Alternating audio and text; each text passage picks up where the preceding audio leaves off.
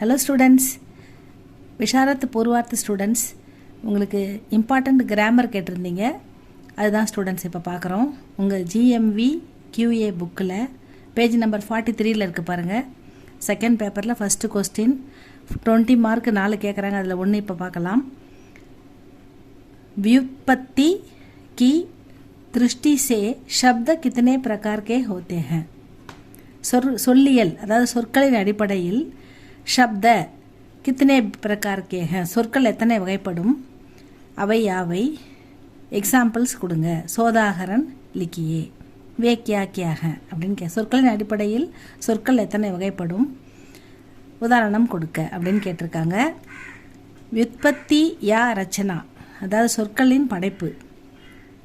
Key திருஷ்டி சே சொற்களின் படைப்பில் சப்தகே அந்த வார்த்தைகள் தீன் பேதுக 3 விதம் இருக்கிறது. அதில் 3 வகை இருக்கிறது. ரூடு சப்த, யௌகிக் சப்த, யோக்ரூடு சப்த.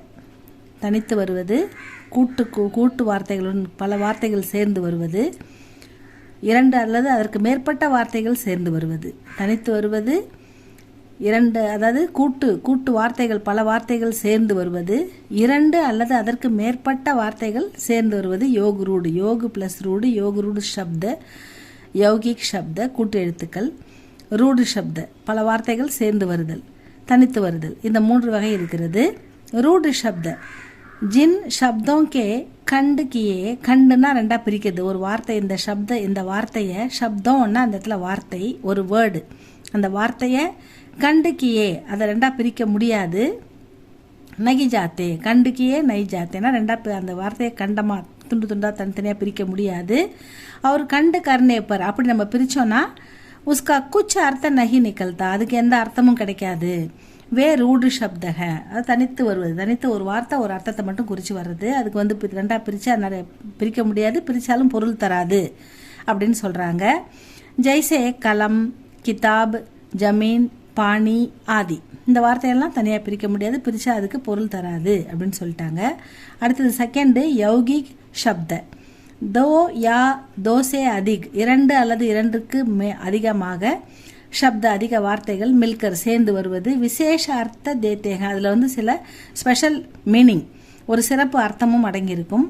तो उनको यौगिक शब्द कहते हैं, அதனை யௌகிக் சப்தன்னு சொல்கிறாங்க. இன்கே கண்டோசே அர்த்த ஹோத்தேங்க இது 2 பிரித்தா நமக்கு மீனிங் கிடைக்கும் அப்படின்னு சொல்கிறாங்க.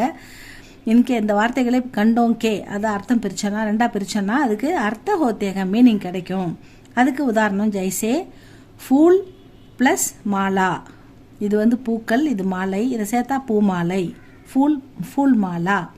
அடுத்தது ராஜா குமார், ராஜ்குமார், ராஜான்றதுக்கும் அர்த்தம் இருக்குது, குமார்ன்றதுக்கும் அர்த்தம் இருக்குது. 2 சேர்த்து ராஜ்குமார் எழுதுனா ஒரு அர்த்தம் வருது. தேவ் ப்ளஸ் ஆலை, தேவ் ப்ளஸ் ஆலைக்கு தனித்தனி மீனிங் இருக்குது. தேவாலை அப்படின்னு சேர்த்தா ஒரே மீனிங்காக வருது. ஸோ அதனால் இது அல்ல யௌகிக் சப்த. அடுத்தது யோக்ரூடு சப்த. தோ யா தோசே அதிக் 2 அல்லது 2க்கும் அதிகமான சப்த வார்த்தைகள் மில்கர் சேர்ந்து வருவது.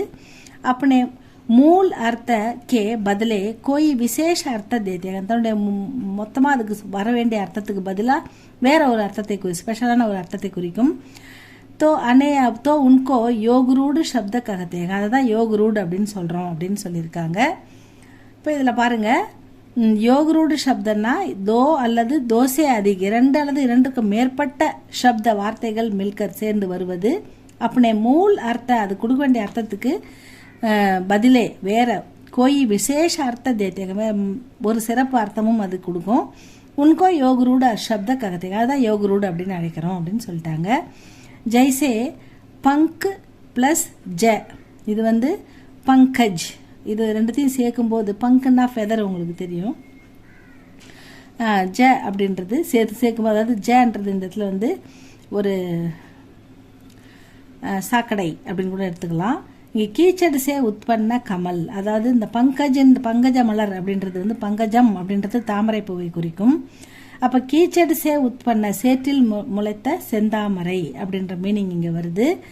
தஷ் ப்ளஸ் ஆனன் அப்படின்னா 10, இங்கே இப்போ தலை அப்படின்னு வருது. தசானன் அப்படின்போது தஸ் சிர்வாலா ராவன், 10 தலை கொண்ட ராவணன் அப்படின்ற மீனிங்கில், ராவணன் அப்படின்ற மீனிங்லேயும் வருது. தஸ்னா தஷ் அப்படின்னா திஷா அதுக்கும் வரும், 10க்கும் வரும். ஆனன்றது தலைக்கு வரும், தலை தனியாக 10 தனியாக வருது. தஷானன் சேர்க்கும்போது 10 தலை ராவணனை குறிக்குது. அதனால் இது வந்து பொருள் கொடுக்குது, ஒரு புதிய பொருளும் கொடுக்குது. ஸோ இது யோகுரூடு ஷப்த அப்படின்னு சொல்கிறாங்க. இதுதான் ஸ்டூடெண்ட்ஸ் வியுத்பத்தி கி திருஷ்டி சே ஷப்த. இந்த கொஸ்டின் நல்லா படிச்சுக்கோங்க, இது உங்களுக்கு கண்டிப்பாக வர வாய்ப்பு இருக்குது. இன்னொரு இம்பார்ட்டன்ட் அடுத்த வீடியோவில் போடுறேன். மொத்தம் 4 போடணும் உங்களுக்கு, ஏன்னா 4 கேட்டிருக்காங்க. 4 பார்க்கலாம் ஸ்டூடெண்ட்ஸ். இது உங்களுக்கு பிடிச்சிருந்தா லைக் பண்ணுங்கள், சப்ஸ்கிரைப் பண்ணுங்கள், உங்கள் ஃப்ரெண்ட்ஸுக்கும் ஷேர் பண்ணுங்கள். தேங்க்யூ ஃபார் வாட்சிங்.